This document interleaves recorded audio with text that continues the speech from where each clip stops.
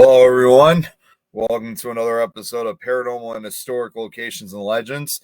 For tonight's episode, we're going to be talking about something very interesting and also, I think, probably certainly a very creepy story involving not necessarily a historic location, but more of a well-known exorcism that has taken place well over almost 75 years ago. We're going to be focusing on the shocking true story of the exorcism of Roland Doe that occurred back in 1949 and the movie that it later inspired The Exorcist. Just before we do get started, however, though, I do have there was the last show we did, which was 2 weeks ago, we were focusing on Cheeseman Park in Colorado. Unfortunately, I had to stop kind of partially midterm, even though there was only 4 slides left to the show. But unfortunately, there was another show on one of the networks that was running behind me, so I had to stop immediately. So we're going to focus on that one very quickly, just before we get started on the onto the new slideshow for tonight. So just bear with me for just a moment here. Let me just give a quick shout out. What's going on, Jeremy? Good to see you. Thanks for tuning in. And now I got to get to the fun part of this, which is always the sharing issue I always have with these slideshows.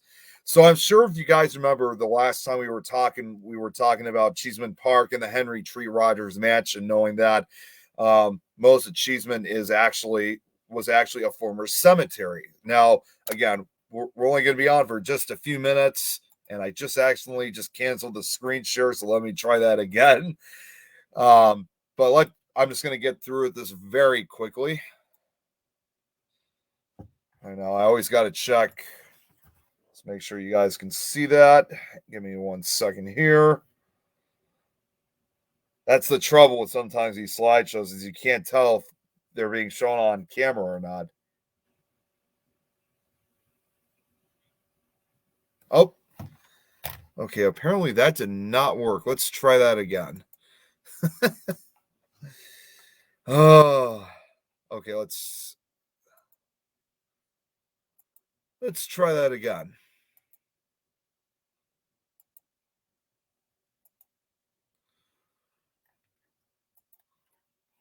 All right. Give me 1 second here. I got to check through the. Up, here we go. Okay. So we were talking last time briefly. So again, to try to get through the rest of the previous slideshow, we were talking about Cheeseman Park. Now, due to the area's Betternight contents, I don't even know how to say that word, the caskets that were once buried only 3 feet deep have moved a considerable distance in some cases. There have been several occasions when bodies and or casket pieces have surfaced outside the original boundaries of the cemetery. One such story involved a family who lived on the west side of the original cemetery boundaries. The family dog had been in the backyard when it came back in what had appeared to be a human pelvis in its mouth. The family called the police, who collected it and never contacted the family again. Construction crews in the 1960s were still exhuming bones in the park area. During renovations to install sprinklers in 1976, a metal hinge from a child's coffin was discovered by an excavator, among other morbid archives. In November of 2008, during initial construction of a new 3-level parking garage for the Denver Botanic Gardens between York and Josephine Straits, human bones and parts of coffins were unearthed. The bodies were removed and buried in a different cemetery, and construction was allowed to continue. But it turns out not all, mixed among the splintered and dirt caked remnants of aged coffins at a depth of 4 to 5 feet. Members of the Denver coroner's staff found what appeared to be the bones of more than one person as they carefully and methodically dug with shovels and hand trowels throughout the afternoon. When they quit work for the day at nightfall, no confirmation was given on how many sets of remains had been found. But at one point, coroner's report personnel could be seen placing bones into 3 separate bags. There was no indication how much effort, if any, would go into attempting to identify the remains that were found. They ultimately ended up back in the ground at the same place to which all previous Mount Calvary burials were transferred. The coroner told us that if any remains were found, they would be removed and taken to Mount Olivet Cemetery in Wheat Ridge.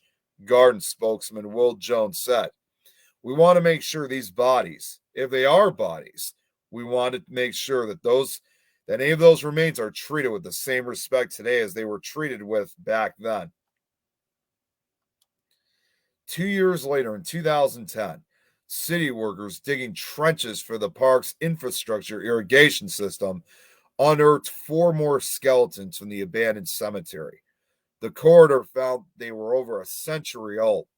The only items other than skeletal remains were handles from the coffins, nails, a hair comb, a single bone clothes button, a 22 caliber bullet, and brain lining from one of the skeletons. The skeletons were completely clean and had no soft tissue, clothing, or wood from the coffins, which was most likely because the bodies were buried in very shallow holes, 3 to 4 feet, and would allow the bodies to be exposed to the rain in dry seasons, which would cause very acidic conditions that would have accelerated the natural decomposition. It was concluded that the bodies were buried shallow because of the agreement with the Native Americans that bodies could not be buried at a normal depth. If there was ever a tombstone to commemorate them, it is long gone. Perhaps they were criminals or paupers, or they were anonymous from the beginning. They too were reinterred in Mount Olivet Cemetery. In 2018, workers digging trenches for another Cheeseman Park irrigation system have unearthed another 4 skeletons in the past week from the abandoned 19th century cemetery. Most of the remains have been found around the park's stately pavilion. Metal casket hinges found in the hole confirm the skeletons were from the old cemetery. The wood caskets had completely decomposed and were long gone. Human remains are still being unearthed in the park to this day. When it rains, the density of the bones can cause them to rise to the surface. Shub added. I don't know who that is. There could still be up to 3,000 bodies or parts of bodies right beneath the surface of Cheeseman today. It can be hard to believe an area today that is meticulously maintained and groomed was once in such disrepair that it was the eyesore of a growing city. Okay, that's weird. I don't know how I had that information put up again. I'll just skip that part. I'll fix that later. Many of the trees seen around the park were planted in the disturbed earth of open graves, ready-made holes that marked where a body was once torn apart and stuffed into small boxes. I already said that. Okay. I just got one more slide, then we can get to the topic for tonight. Now, as for the Henry Tree Rogers Mansion, which I did which we were talking about last time, this is the last slide for this one. Although the mansion is long gone over the years, there have been many strange reports from all over the Cheeseman Park neighborhood, including the location of the now demolished house, which is now one of the oldest and most desirable neighborhoods in Colorado. They're completely unaware that they may be walking or sitting right upon the final resting place of one of the thousands of souls who was buried here. Michael Shub of Denver Walking Tours explained. To this day, it is estimated, once again, that there are 2,000 bodies still buried in the earth here at Cheeseman Park, citing local historians and research. To this very day, paranormal activity continues to occur throughout the park and neighborhood. Some people have claimed that while reclining out on the line, they found it very difficult to get up, as if something was holding them down. Other types of activities, mistype right there, I got to fix that. Other types of activity includes cold spots that some link to spirits, distraught apparitions, sudden and overwhelming sensations of sadness, dread and uneasiness, voices and whispers from unseen sources, hearing knocking on the walls, ghostly orbs appearing in photographs, sightings of a woman who has been heard and seen singing at night who vanishes. Her clothing seems out of place and dated. Children have been heard and seen in the park well after dark, only to vanish in the night, and even a changed view of the park with the ghostly forms of long gone headstones, which can be identified on a certain moonlit night. It's said if you stand on the west steps of the pavilion on moonlit nights, you won't see Cheeseman Park, but the grave-filled cemetery of the 19th century, Shoup said. One spot in particular is is where the sun never casts a shadow, and this has been covered up by the city as to not place anything in that area. And finally, and it's not just the park itself. Many of the 19th century mansions, including Capitol Hill, some right on the edge of the park/cemetery, are haunted as well. That includes the Stoiber Reed Humphreys mansion on 10th and Humboldt. It said a woman can be found on the dining room table holding her severed head in her hands, and the head is weeping. The story goes that when it came time to move the bodies from Cheeseman Park, her head was taken one place while her body was left in Cheeseman, Shoup said.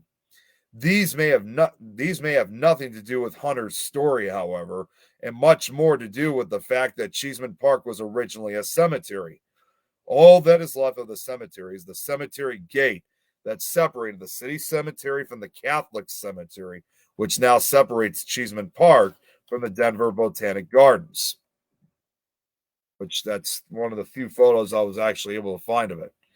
And that concludes Cheeseman Park. I just wanted to get the rest of it through because, again, we had to kind of stop midway. So give me 1 second here as we're as I get the next one ready. Let me just give a quick shout out. Hello, Nigel. Good to see you. I'm going to assume that's Rosie. Good to see you, Rosie. What's going on, Emma? Appreciate you tuning in. Okay, so now we can get to, let's see. I always have these issues. You gotta love slideshows with slideshows with screen sharing, though. All right. And I just logged myself out. Wait. Oh, wait. Nope. Never mind. Let's see. Good to see you, Peggy. All right. All right.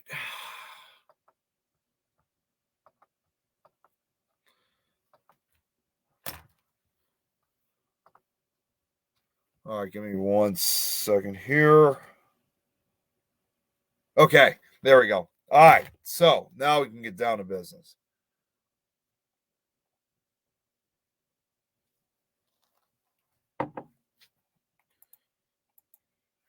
So like I said, for now that we got Cheeseman Park out of the way, tonight we'll be talking about the shocking true story of the exorcism of Roland Doe and the story, as well as the urban legends that focus on the movie that inspired it, The Exorcist.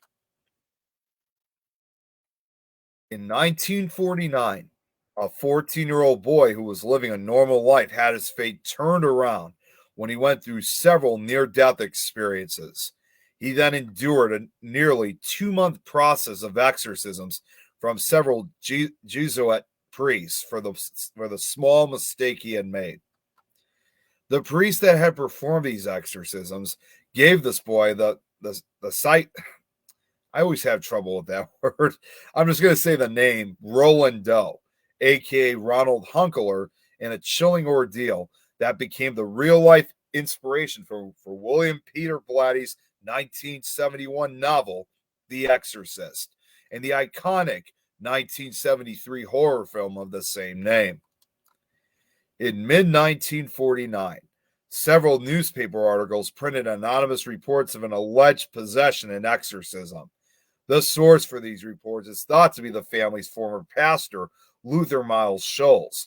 According to one account, a total of 48 people witnessed this exorcism. 9 of them Jesuits. I think that's how you say the word. I'm sorry. And very quickly, just before I forgot to give a quick shout out for those who are watching on my personal profile. Who do we have here? Hey, Greg, good to see you. What's going on, Karen? Marty's here. Good to see you, Marty. Very well. Thank you for asking. Good to see you. Hope you enjoy the show. So now I'm going to tell you very quickly. This is an actual photo of what is believed to be Roland Doe. It is only, as far as I know, one of only two known photographs of him. So this is an actual photograph of him. It's not one that people have used, as an example over the years. That actually is him. Roland was born in 1935 into a middle-class German Lutheran family. During the 1940s, the family lived in Cottage City, Maryland. I'm just going to go back to the main live stream. Okay. According to Allen, Roland was an only child and depended upon adults in his household for playmates, primarily his beloved Aunt Harriet. His aunt, who was a spiritualist, introduced Roland to spiritualism, including how to use the Ouija board, which she gave to him as a gift when he expressed interest in it, and had taught him how to contact spirits with it. However, she had died shortly after teaching him, and her death had a formidable impact on him. Roland, heartbroken and despondent about his deceased loved one, decided to contact her spirit from the afterlife. However, many reports on the story of Roland Doe state that he established contact with a demon rather than his Aunt Harriet in the afterlife. Which, by the way, I mean, again, I know everybody basically uses the term demon all the time nowadays, but you have to remember, because again, this was back in 1949. The term wasn't really as common back then. So not necessarily did they assume that this was some type of demonic entity that they, that he had reached out to. But, that's while Ouija boards, are still to this day quite popular, not only just with, us paranormal investigators, but also the curiosity, if you will, just people who are really big fans. There are a lot of dangers to using the Ouija board. So, for those that, are just starting them or are relatively brand new with using them, you definitely have to be very careful. You definitely have to be very careful when it comes to using those, because you never know what you could eventually contact or conjure up. So, they're I don't use them myself, even though I have one, but that was actually originally a gift from my sister back when she was 9. But unfortunately, I haven't used it since. So I know a lot of people use them, but I don't use them more for safety reasons. So, but again, my advice for those that use it, though, you definitely have to be careful when you're using those, because whatever you contact, if it's not whether it's not a deceased family member, friend, or whatever else you contact, whether it's demonic or not, they're not playing around. So, although it has been rumored that the Ouija board had just appeared from nowhere, some say the first one was created in Maryland in the 1890s. After many disputes and lawsuits over what this board was in the 1920s, it was decided that it was not a religious device, but simply a board game instead. Yet it was still used by mediums as a professional tool to contact spirits. The Ouija board is also a type of seance, which is a French word for session, and this refers to the practice of gathering together as a group to receive messages from ghosts or to listen to spirits. However, in cases that aren't led by professionals, they may lead into possession by demons. Now, this is the actual house where Roland Doe actually lived. I don't think that this is a modern. If I'm correct, I don't think that's actually a modern photograph. Just given that appearance to make it look old, I think that was actually taken back in the 1940s. Um, I've yet to find out exactly if that's true or not, but it does really have that legit look to it. So, according to Thomas B. Allen, after Aunt Harriet's death in January 1949, the family experienced strange noises. Roland heard scratching sounds from the floors and walls of his room. Water dripped inexplicably from pipes and walls.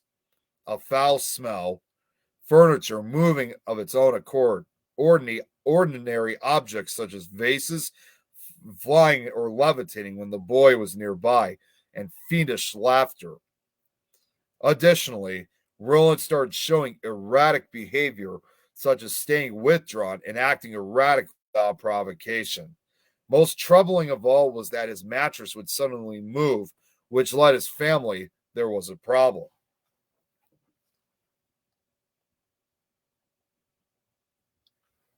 And also, just before I continue, guys, as always, I do apologize for not responding to any comments because, again, when I'm doing these, I'm unable to see them. So, don't feel like I'm ignoring I'm ignoring you guys. Just going back just to my personal profile to see just if I missed any questions or anything like that. Yes, Marty. Yeah, they can be very dangerous. Yes. Yes, it's crazy that they sell them along with other board games. Karen, you don't.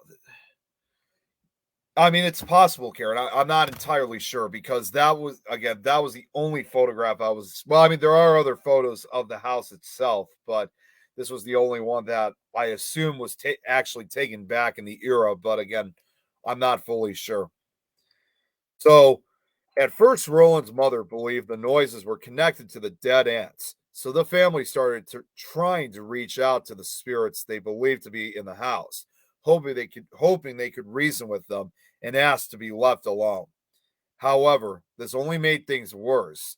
Roland claimed he could hear someone walking in his room at night when he was trying to sleep, and there were scratch marks found on his mattress in the morning. Eventually, scratch marks, bruises, and welts began also appearing on his body. Disturbed and not knowing what else they could do, Roland's family sought the help of every expert they knew. The family consulted doctors, psychiatrists, and their local Lutheran minister, Reverend Luther Miles Scholes, but they were no help. Long interested in parapsychology, Scholes arranged for the boy to spend a night in his home in order to observe him. Scholes wrote to the Parapsychology Laboratory at Duke University in North Carolina in March and explained how chairs moved with Roland and one threw him out. His bed shook whenever he was in it. Scholes also explained how the family's floors were scarred from the sliding of heavy furniture and how a picture of Christ on the wall shook whenever Roland was nearby. When parapsychologist J.B. Ryan learned that Scholes claimed he witnessed household objects and furniture seemingly moving by themselves, Ryan wondered if Scholes unconsciously exaggerated some of the facts. Nonetheless, Scholes advised the boy's parents to see a Catholic priest. Although they were Protestants, Roland's family was advised to consult with the Catholic Church, and they did so. The family converted to Catholicism and tried to have Roland baptized. Father Edward Albert Hughes, the local Roman Catholic priest, was one of the first priests to examine Roland and verify it as a case of demonic possession. According to Hughes, the young boy responded to their baptism attempts with unbridled rage, and Roland could not take his eyes off the Bible, which was a definite sign of possession by evil spirits. At one point, Roland was admitted to a hospital where a psychiatrist attempted to treat him but was ultimately unsuccessful, leaving many doctors baffled by his erratic behavior. From there, the family thought moving Roland to a different house might make the spirits leave them alone, but the strange events continued. After visiting various doctors and psychiatrists who were unable to help Roland, the family was out of options, so they called upon priests to perform an exorcism. Father Hughes recommended that Roland should be transferred to a Jesuit hospital near Washington, D.C. for the exorcism. Father Raymond J. Bishop was one of the priests who was called in for the exorcism. Bishop later wrote about his experiences. Another priest who came to assist the family was Reverend William S. Bodern, an associate of College Church, and would conduct more than 20 exorcism rituals on Roland in the span of 3 months. At one point, Bodern attempted to protect Roland through blessings and by putting a crucifix under the young boy's pillow. After leaving Roland to rest, the family returned to find furniture flipped over and the crucifix moved over the edge of the bed. Roland's mattress was shaking uncontrollably. Father Hughes asked his superior's permission to perform an exorcism on the boy in late February. The church granted Hughes permission. Let's see. I see Martin just said, that's a house I wouldn't live in. I love the paranormal, but not that much. Well, especially after when something like that has happened, Marty, I don't blame you for that because you never know if there's something still in that house. But I don't know. Oh, whoops! Hang on a second, guys. Okay, hang on once. Here, I gotta stop this for just a second. I don't know what happened here, but oh, here we go. I was gonna say this should have showed up first in the animation. Ah, oh, geez, I hate when sometimes when PowerPoints do this. Yeah, that was not what I wanted to do. I'm just, while I'm getting this fixed, I'll check the who else has been watching for the shout outs. What's going on, Tammy? Thank you, Niall. I appreciate it. What's up, Ken? Hey, Tom. Good to see you. All right, now let's try the sharing again because again, I had an issue with the slideshows. So let's. Damn it! Hang on. Forgot to put it on the. Oh, what's going on here?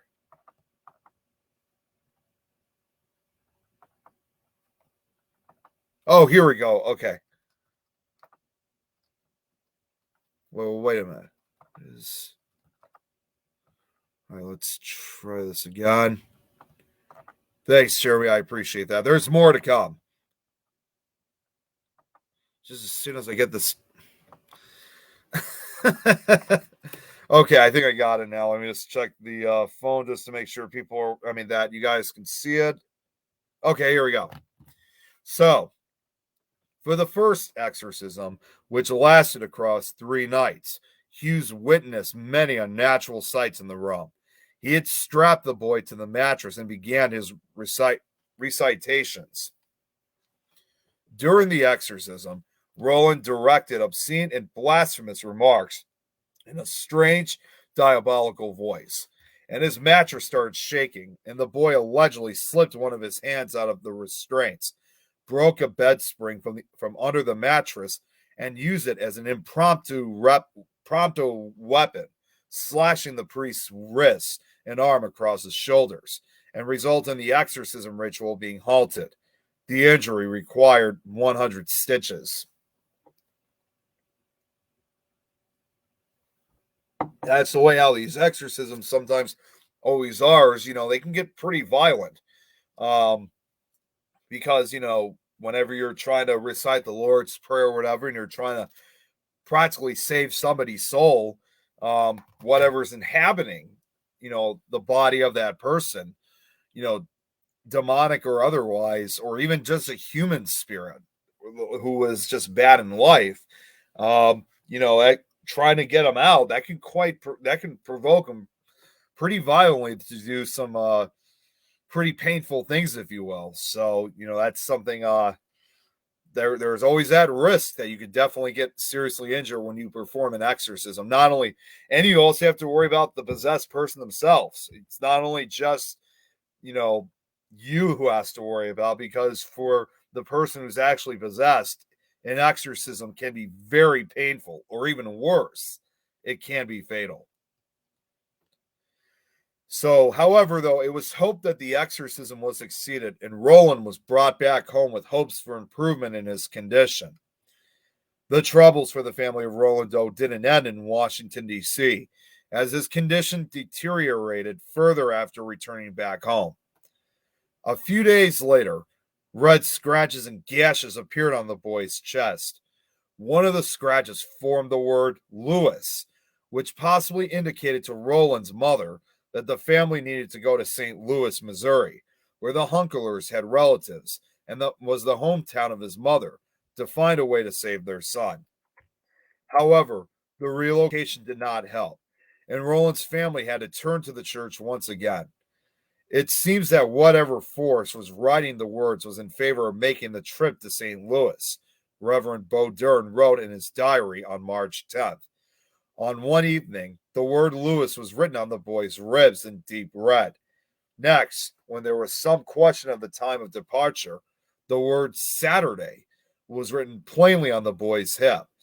As to the length of time, the mother and the boy should stay in St. Louis. Another message was printed on the boy's chest: 3.5 weeks.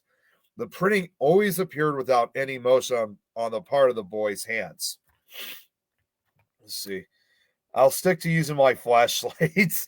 I don't want to be part of any exorcism. Yeah, Marty, that's again, no, serious. It's definitely no joke.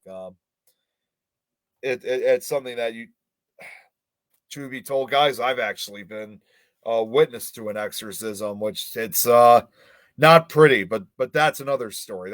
That's gonna have to wait until that's gonna have to wait till a different show.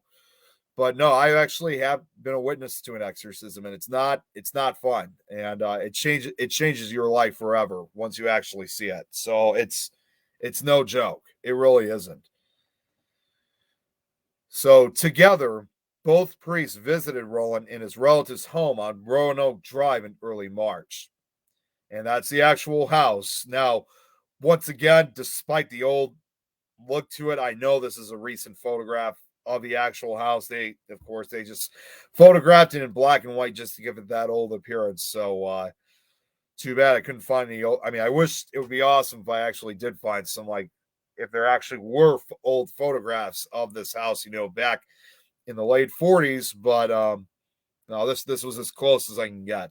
And ironically enough, we've actually been to that house. Well, not actually been there, but we were able to we were able to park outside the house to take pictures. So this is a location I'm very familiar with. Amid these bizarre happenings, Bo Dern and Father Walter Holleran. I mean, amid these bizarre happenings, Bo Dern and Father Walter Holleran, according to the reports, noticed a pattern in Roland's behavior. The weirdest part about the events that occurred to Roland Doe was that he was calm and normal during the morning and day, but at night, after settling in for bed, he would exhibit strange behavior. Excuse me, guys, I also got my allergies. Writing in his diary, Bo Dern noted that how Roland would also enter a trance-like state as 14 witnesses watched and started making sounds in a guttural voice. The priest also said that they saw the mattress moving violently, objects mysteriously flying in the boy's presence, scratching on the boy's body, and know that he would react violently when he saw any sacred object presented by the attending G suits, including screaming and wild outbursts. Marty, let's see. Yeah, Marty, I would be more than happy to come on to the show to talk about it. Definitely. Let's see who else. Okay. These were the same types of things that had happened in Maryland when the first exorcism failed. Both seemed convinced in their accounts that they were in the presence of a demon. Bo Dern was granted permission from the Archbishop to perform another exorcism. This time, the attempt lasted for almost 3 weeks. On one occasion, while on the way to the church, Roland tried to swerve the car off the road with the intent to crash and kill. The accounts of Father Bo Dern about the exorcism, recorded in his journals, present a gruesome detailing of the night of the second exorcism.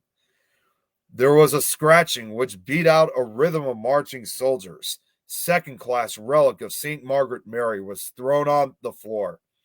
The safety pin was open, but no human hand had touched the relic. R started up in fright when the relic was thrown down, Bo Dern wrote. A crucifix in Roland Doe's room began to tremble.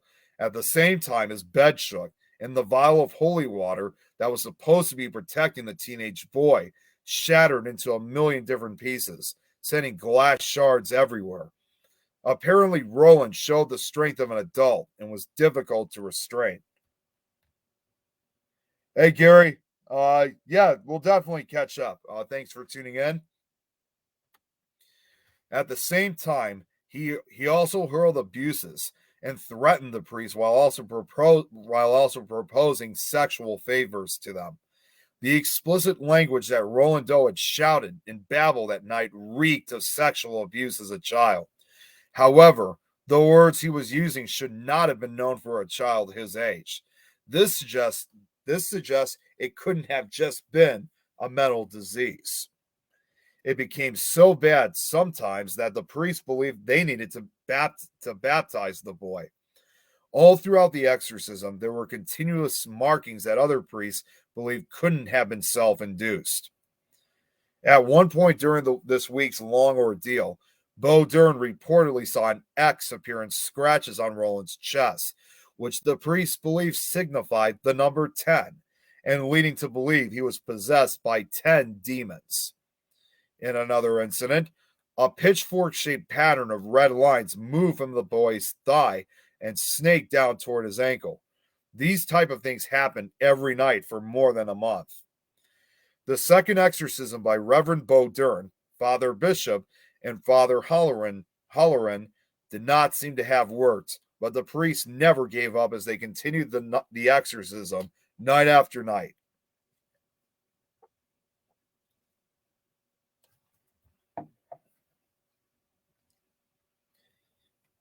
Yeah, sounds good, Marty. I appreciate it. Sounds good. Now on the evening of March 20th, the exorcism reached an unhealthy new level. Roland urinated all over his bed and began shouting and cursing at the priests. Now, Roland's parents had had enough. Got a mistype there, I'll fix it later. They took him to Alexian Brothers Hospital, which was changed to South City Hospital on March 21st in St. Louis for more serious treatment, where he was restricted to solitary confinement. The tantrums that Roland Doe suffered and the exorcisms that followed after Bo Dern went horrifically. Nearly a month later, Roland broke into a violent tantrum of screaming, cursing, and voicing of Latin phrases as Jesuit priests allegedly cast the demon out of his body. Before the third exorcism ritual began, Father Holleran was called to the psychiatric wing of the hospital, where he was asked to assist Bo Dern. Father William Van Roo, a fourth Jesuit priest, was also there to assist. Holleran stated that during this scene, words such as evil and hell, along with other various marks, appeared on the teenager's body. You know, I've noticed, by reading this that it seems like a lot of the things that did occur was primarily a lot of the bed shaking, also scratches that occurred on, this poor boy's body. I guess perhaps I really don't have a full explanation of why obviously the bed shook a lot. But of course, that's probably where, understandably, he was possessed, and he was strapped to his bed, so that would explain a lot of the shaking. But I've heard in a lot of cases for people who are fully possessed that they often will get like bruises, welts, scratches, especially as a way to practically communicate. Even though they may be in a possessed person's body and that they could use their voice to speak, it seems much more common that they'd rather create these scratches or marks on the body to communicate and give answers for people who ask questions to it. So something that why that happens, I'm not sure, but it's something that I've noticed a lot on some of these cases. Allegedly, during the Litany of the Saints portion of the exorcism ritual, the boy's mattress once again began to shake. Moreover, Roland broke Holleran's nose during the process. Finally, on April 18th, a miracle occurred in Roland's room at Alexian Brothers, that's how you say it. It was the Monday after Easter, and Roland awoke with seizures. He yelled at the priest, saying that Satan would always be with him. The priest laid holy relics, crucifixes, medals, and rosaries on the boy. At 10:45 p.m. that evening, during a lightning storm, The attending priest called on Saint Michael to expel Satan from Roland's body. They shouted at Satan, saying that Saint Michael would battle him for Roland's soul. During the ordeal, the face of the devil appeared on the boy's leg as the voice of Saint Michael came out of the boy's mouth, demanding that the devil leave the boy's body. A sound like a gunshot was heard throughout the hospital. 7 minutes later, after his body went into a violent spasm, Roland came out of his trance and said, "He's gone." Upon receiving his baptism, Roland acted like the archangel Michael and accounts how he had a vision that Saint Michael vanquishing Satan on a great battlefield. He also recounted claim that he said, "Satan, I am Saint Michael, and I command you to leave this boy now." In the end, the priests claimed they were successful in exorcising the demons from Roland's body, and he was finally relieved from demonic possession through being baptized. He has been freed by a Catholic priest of possession by the devil, Catholic sources reported yesterday, wrote Washington Post reporter Bill Brinkley in an article on August 20th. That was the last anyone ever read about the exorcism of Roland Doe. According to Bodern and Halloran, the strange occurrences and behavior ceased after that. Roland had no memory of what happened over the past months of torture he endured. Halloran told the reporter that after the rite was over, the anonymous subject of the exorcism, Roland, went on to live a rather ordinary life from that moment forward for the rest of his years. And that, once again, this is the other photograph I was able to find of him. Of course, he's on the top row. The boy on the right. You guys, so that's him right there. This was taken a few years after the exorcism. This was taken, I think this was during his senior high school year back in 1951. So, but yeah, you can clearly see that he was able to, it obviously appeared he finally was able to live a normal life free of the evil entities that possessed him. Following the exorcism of Roland Doe, his family moved back to the East Coast. Sources, which have also referred to him as Robbie Manaheim, say that he did move on past these experiences, found a wife, and started a family with 3 kids and a long, productive, successful career with the U.S. government before retiring reportedly to suburban Maryland. He named his first son Michael after the saint he believed to have saved his soul. Ironically, he was not affected by the legendary exorcist curse.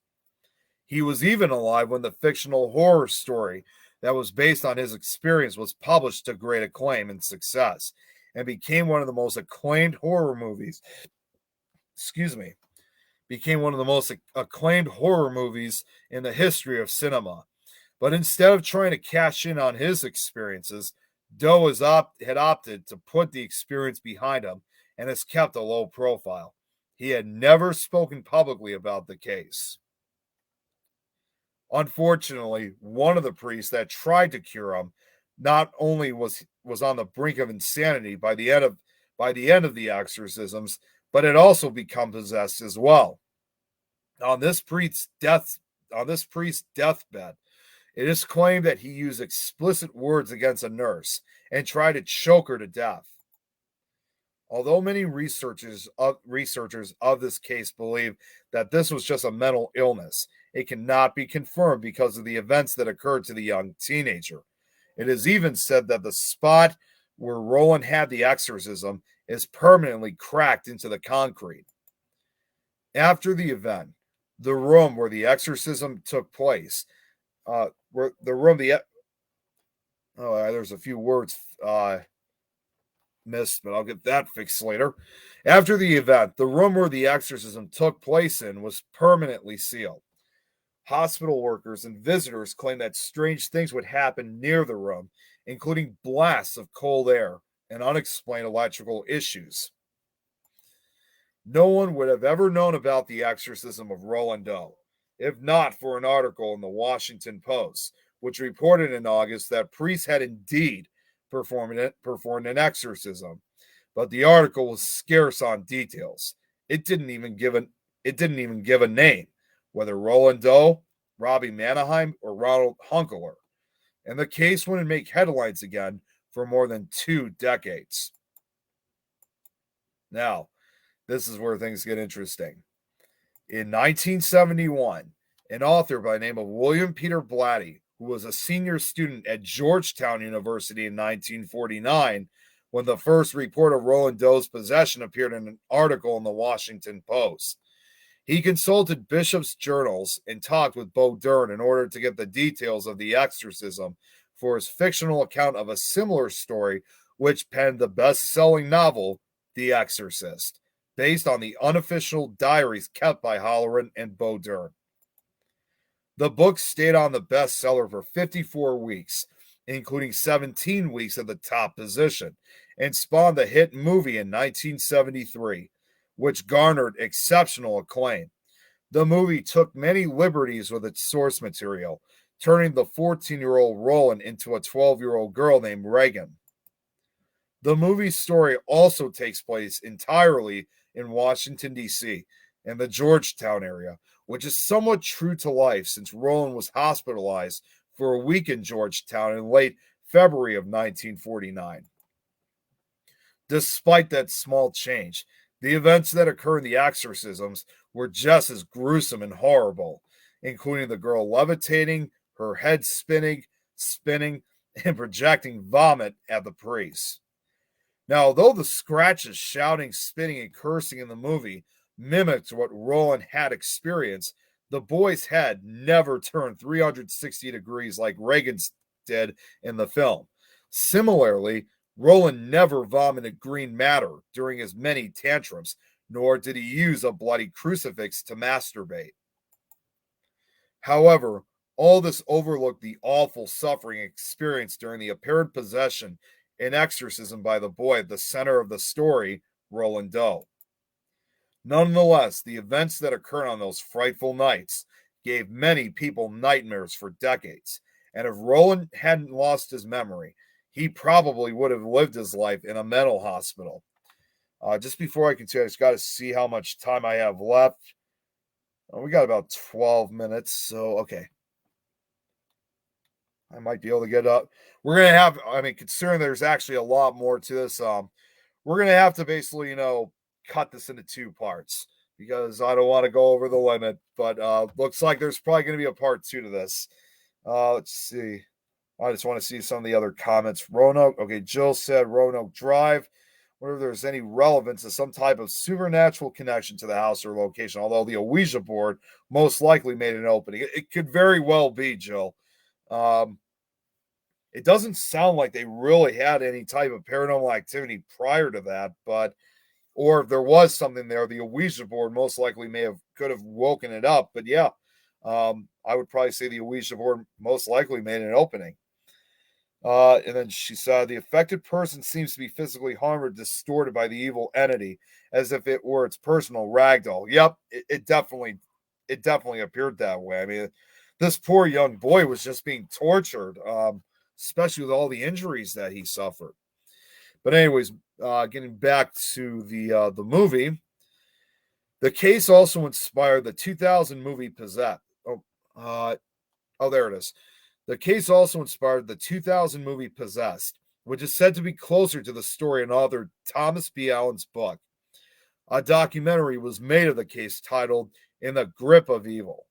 Another documentary was made in 2010 titled The Haunted Boy, The Secret Diary of the Exorcist, where a group of investigators travels to the location in question and uncovers the diary that is said to be kept by William S. Bo Dern.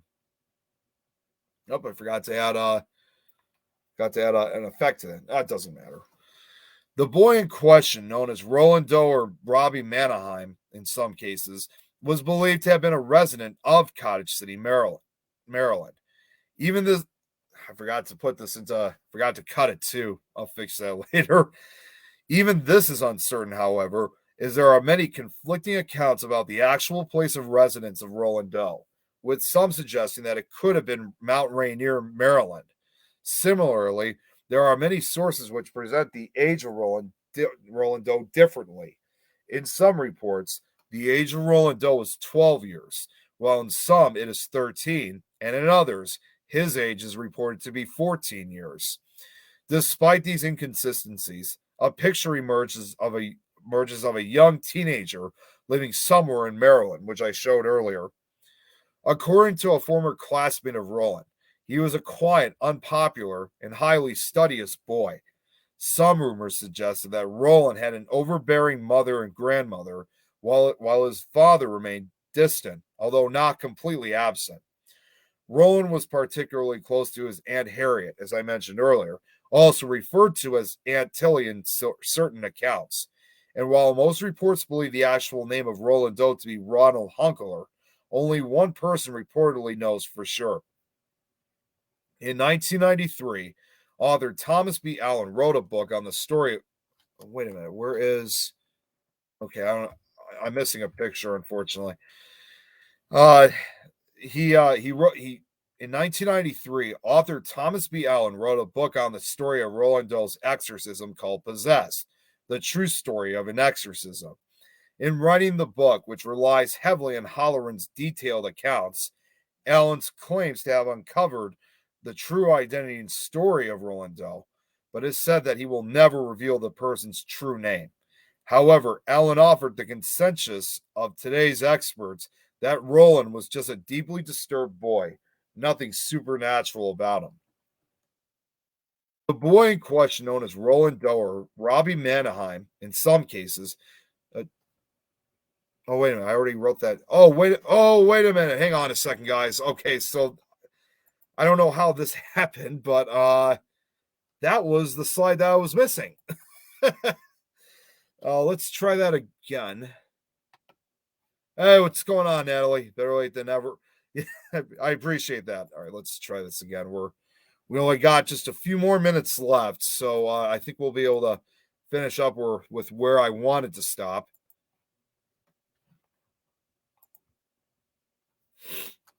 Yeah, so everything that was supposed to wait. Okay, yeah, so everything that was supposed to show up was on this slide. So but yeah, that is the book, and that's Thomas B. Allen. So okay, well, there was one other part of this that I didn't read yet, so we can still stay on this one. Speaking in 2013, Allen emphasized that definitive proof that the boy known only as Robbie was possessed by malevolent spirits is unattainable. According to Allen, Halloran also expressed his skepticism about potential paranormal events before his death. When asked in an interview to make a statement verifying that the boy had actually been demonically possessed, Halloran responded saying, "No, I can't go on record. I never made an absolute statement about the things because I didn't feel I was qualified. Maybe he instead suffered from mental illness or sexual abuse or fabricated the entire experience. Analysts of Roland Doe's case in later years believe he likely suffered from a mental health issue such as schizophrenia or Tourette's syndrome that was far less understood in the 1940s, which is true. I mean, when you look back in era like the 40s and stuff, unlike today, where we could pretty much, do our research and diagnose certain individuals who had some type of mental illness, like they said, whether it's schizophrenia, Tourette's syndrome, or even split personality, whatever. Back then they didn't really practice much of their studies like that back in those days, so that was still quite in their infancy at that time.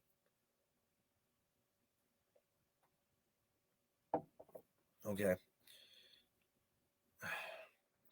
Author, okay, I forgot another fade, but I'll get that fixed. Author Mark Opsenek of Strange Magazine questioned many of the supernatural claims associated with the story, proposing that Roland Doe was simply a spoiled, disturbed bully who threw deliberate tantrums to get attention or to get out of school. Opsenek reports that Halloran, who was present at the exorcism, never heard the boy's voice change, and he thought the boy merely mimicked Latin words he heard clergymen clergymen say, rather than gaining a sudden ability to speak Latin. Obstinate reported that when marks were found on the boy's body, Halloran failed to check the boy's fingernails to see if he had made the marks himself.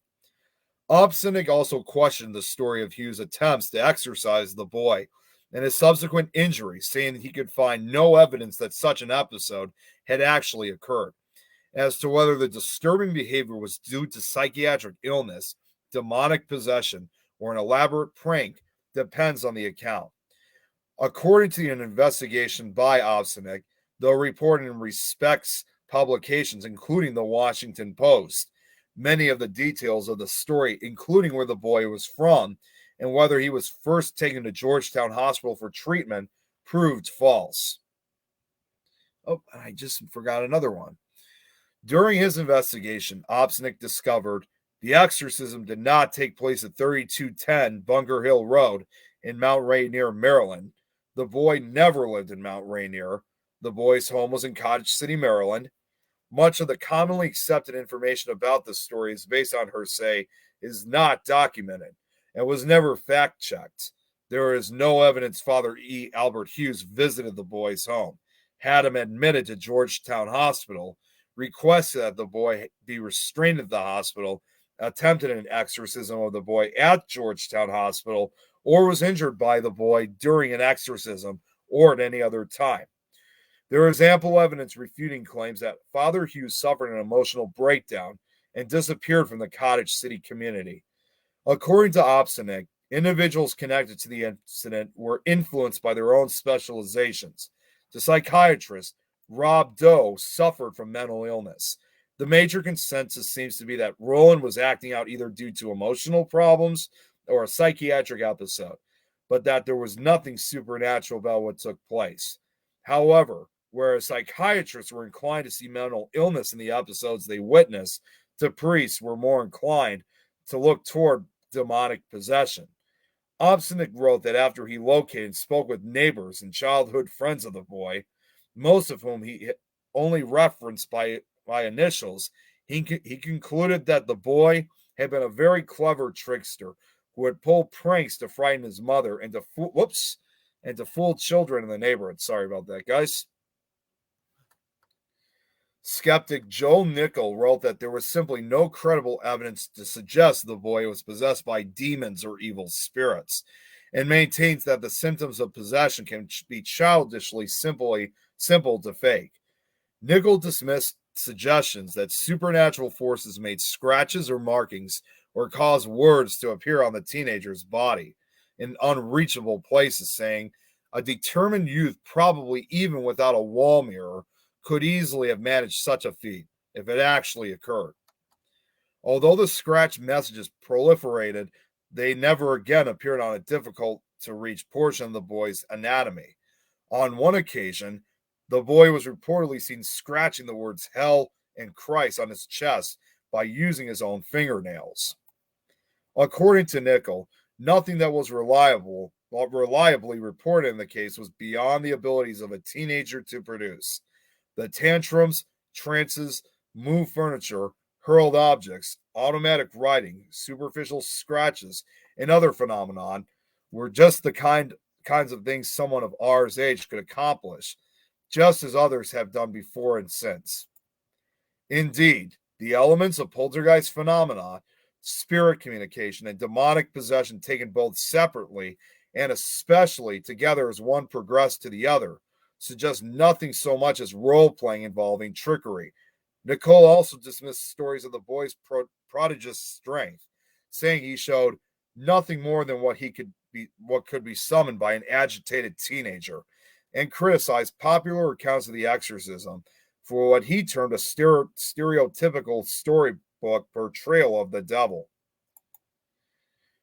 Two Christian academics, Terry D. Cooper, a professor of psychology, and Cindy K. Epperson, a professor of sociology, wrote that advocates of possession believe that although they are not frequent, exorcisms are necessary for casting out the demonic, and cases of genuine possession cannot be explained by psychiatry. Cooper and Epperson devoted a chapter of their book, Evil, Satan, Sin, and Psychology, to the case and dismissed natural explanations in favor of a supernatural perspective regarding the nature of evil. Okay, we're almost out of time, so we're gonna have to cut this down to a second part, but this will be the last slide I'll get to. Well, actually, maybe 2 more slides, and that will be it. Following the St. Louis exorcism, the room in Election Brothers Hospital was boarded up and sealed. The entire facility was torn down in 1978. That same year, Father Raymond G. Bishop died at the age of 72 after teaching at Creighton University in Omaha, Nebraska for more than 20 years.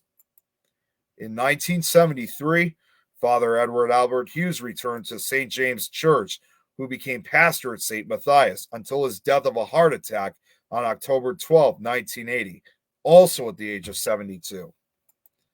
3 years later, Reverend William Bodern died on April 25, 1983, at the age of 86, after serving the Catholic Church in St. Louis for a decade and never publicly acknowledging that he was the exorcist. It is unknown when Reverend Luther Miles Scholes passed away. I was unable to find the death date for him. Even in the books, it just only shows his birth date, the dash, and then just a question mark. So no one knows exactly when he passed away. Father William Van Root died in 2004 at the age of 89. And finally, Father Walter H. Holleran lived until March 1st, 2005, when he died of cancer at the age of 83 in Wauwatosa, Wisconsin. According to Allen, Holleran was the last surviving eyewitness, G-Suit, and member of the main team that had participated in the exorcism. The exorcism of Roland Doe. Allen wrote that a diary kept by attending priest Father Raymond G. Bishop detailed the exorcism performed the pseudonymously identified Roland Doe, a.k.a. Robbie. Now, this is something that, I forgot to have this. Now, the final slide, this is where we're going to stop for tonight. But now, the final slide, this is something I think a lot of you guys really don't know about. But you're probably, even though there's very little details about what happened to Roland Doe later in life, I think you guys are going to find this really surprising. And this is very, very recent. In December 2021, the Skeptical Inquirer and the Guardian reported the purported true identity of Roland Doe / Robbie Mannheim as Ronald Edwin Hunkeler, born June 1st, 1935, died May 10th, 2020. He had died a month before his 86th birthday after suffering a stroke at home in Marriottsville, Maryland. In adult life, Hunkeler was a brilliant NASA engineer whose work contributed to the Apollo space missions of the 1960s, and who patented a technology that helped shield space shuttle panels withstand extreme heat. One of his companions, a 29-year-old woman who asked not to be named, told the New York Post that Hunkeler was always on edge and paranoid about his NASA colleagues find out about his past and discovering that he was the inspiration for The Exorcist. On Halloween, we always left the house because he figured someone would come to his residence and know where he lived and never let him have peace, she said. He had a terrible life from worry, she added. Hunkeler eventually retired from NASA in 2001 after working at the agency for nearly 40 years. What's more, his companion said to the Post, Hunkeler was faking it the whole time. He said he wasn't possessed. It was all concocted, she said. He said I was just a bad boy. When Opsinick tracked him down, or at least felt certain he had, the man did not confirm or deny he was Roland Doe, but made it very clear he was not interested in being interviewed over the matter. Shortly before his death, a Catholic priest showed up at Hunkeler's home unexpectedly to perform last rites, said his companion. I have no idea how the father knew how to come, but he got to Ron to heaven. Ron's in heaven and he's with God now, she told the New York Post. Years after the horrific exorcisms carried out on Roland Doe, the topic of demonic possessions continues to be controversial. The differing accounts of Roland Dahl's exorcism leaves a lot to doubt and little to clarity. Was this teenage boy possessed? Which of the differing accounts of events is the true one? We may never know. Unfortunately, we're out of. Oh wait, okay. Let's see. Geez, we only got 5 minutes left. Oh, it's gonna be 5 minutes left. I'm over 5 minutes. Okay, we're gonna have to stop here. This would have been perfect. Actually, let me just let's try this now to conclude for tonight. Forgot about this. Now, as for the house today out in St. Louis, Missouri, the house where the family lived in Maryland is now an empty lot after it was abandoned in the 1960s. As for the house on Roanoke Drive in St. Louis, it sold to new owners in 2005 for $165,000. The home where Roland stayed with family. However, the home where Roland stayed with his family, however, is a popular tourist destination and has been visited by many paranormal investigators over the years. Perhaps the buyers embraced the property's legendary reputation that claims that Satan may have once lived in an upstairs bedroom. All right, we're going to have to stop here for tonight because we are going over the limit. To kind of end things for tonight, because I was talking a little bit about Cheeseman Park, as well as to kind of make up for the last show. I'm just going to kind of end it here because as you guys know, the Cheeseman Park and Henry Treat Rogers actually was the inspiration for the movie The Changeling, and I'm just going to show the trailer quickly, and we're going to end it right here. Within this old house live two residents. One of them is John Russell. Sorry for the quality. Composer, professor.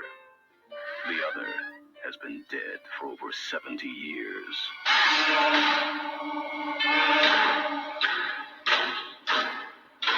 Claire, I'd like to talk to you about the house.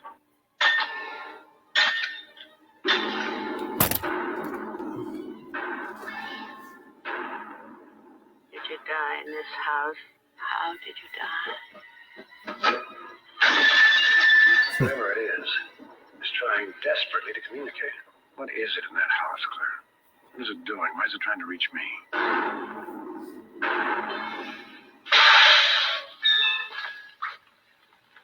It's a hand.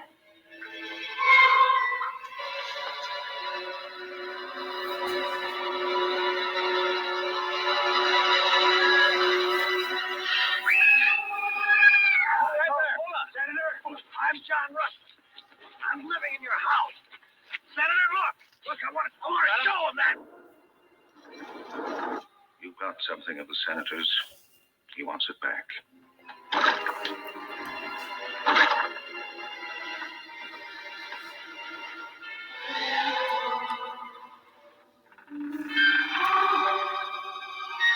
John?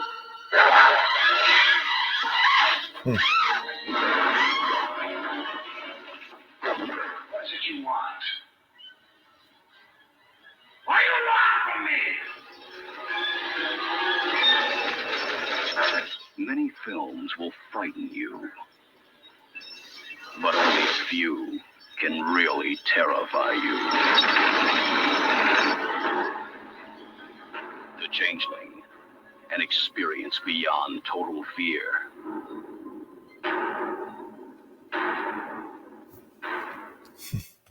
Definitely a very creepy film, so I could see why. Unfortunately, though, we are out of time. Like I said, we're going to have to stop here for now because, unfortunately, again, I know one of the networks, there's a show waiting for me, so I better get off here. But next week, we're going to continue on with the slideshow that we were talking about tonight. Next week, we're going to be focusing on, I guess you can kind of say, the shocking damn it. We're going to be focusing on the supposed urban legends that involve the movie itself. So we're not fully out yet. We're going to make this a part 2.